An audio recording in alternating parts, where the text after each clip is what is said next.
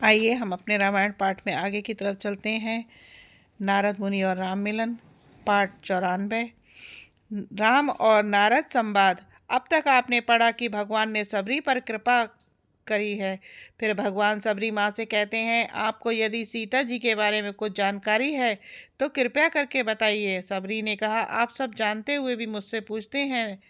हे रघुनाथ, आप पंपा नामक सरोवर को जाइए, वहाँ आपकी सुग्रीव से मित्रता होगी। हे देव, हे रघुवीर, वह इस हाल बतावेंगे। इसके बाद सबरी ने भगवान के मुख के दर्शन कर उनके चरण कमलों को धारण कर लिया और योगाग्नि से देह को त्याग कर वह उस दुर्लभ हरिपद में लीन हो गई जहाँ से लौटना नहीं होता है।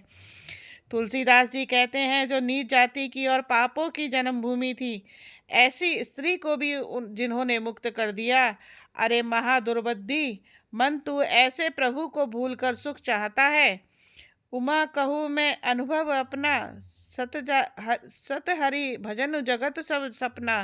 भगवान शिव माँ पार्वती से कहते हैं कि हे उमा, मैं तुम्हें अपना अनुभव कहता हूँ। हरि का भजन ही सत्य है, यह सारा जगत तो स्वप्न की भांति झूठा है।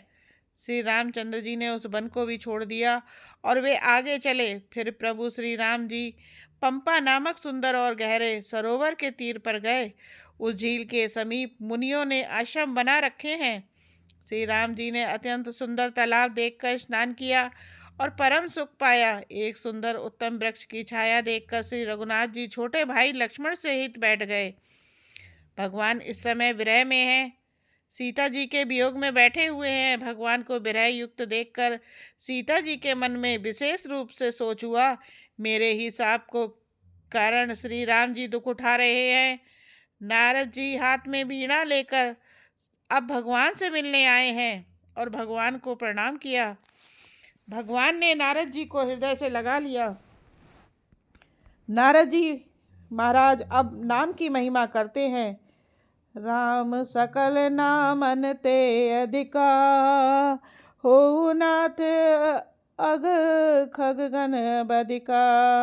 हे नाथ, राम नाम सब नामों से बढ़कर हो और पाप रूपी पक्षियों के समूह के लिए यह अधिक बधिक के समान हो। नाम रूपी शिकारी पाप रूपी पक्षियों को तुरंत मार देते हैं। फिर नारद जी पूछते हैं, तब विभा मैं चाहूँ कि ना, प्रभु के ही कारण करे न दीना। तब मैं विवाह करना चाहता था।